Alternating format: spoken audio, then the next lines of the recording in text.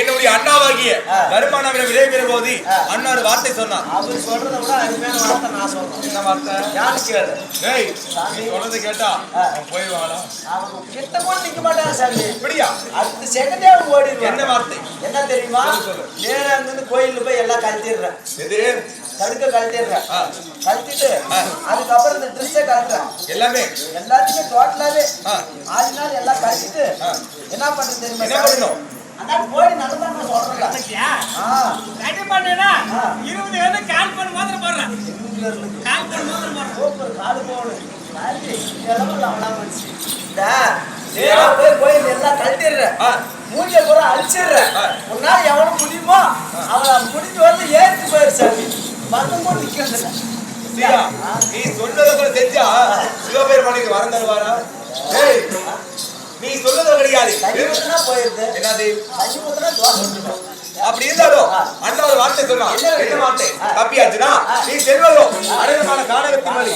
அந்த கானகத்தின் வழியாக சென்றால் உன்னை வழிமறைக்க எத்தனையோ பேர் வருவாங்க இல்லையா? அப்படி வழிமறைத்தது ஒரு ஆணாக இருந்தா என்ன செய்ய வேண்டும்? அண்ணா தம்பி என்று சொல்லி பார்க்க சொன்னார். வந்திருப்பது யாரு? பெண்களாக இருந்தா என்ன வார்த்தை? தாயே தங்கை என்று ஒரு முறைக்கு 3 முறை ரீதியான வார்த்தை சொல்லி பார்ப்போம். அப்போதாவது வலியுறுத்தி செய்கிற பார்க்கலாம். ஓம்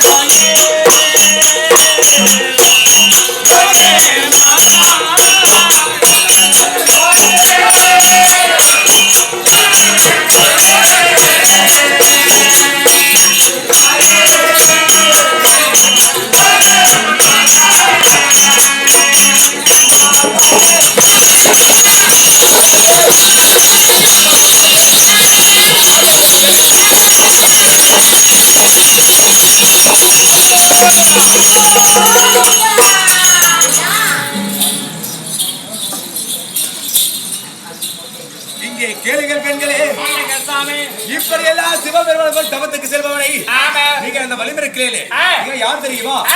நீ உன்னை பார்த்தா என்னை பெற்ற குந்தி தேவி போலவோ?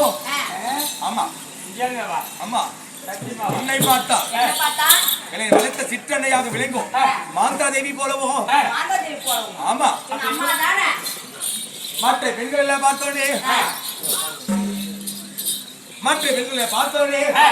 பணிவர வேலை செய்யக்கூடிய தாயை போல தெரிகிறது. தாயை செய்து வலிவித்து செல்லுங்கள். தாயை போல தெரிகிறது. அப்ப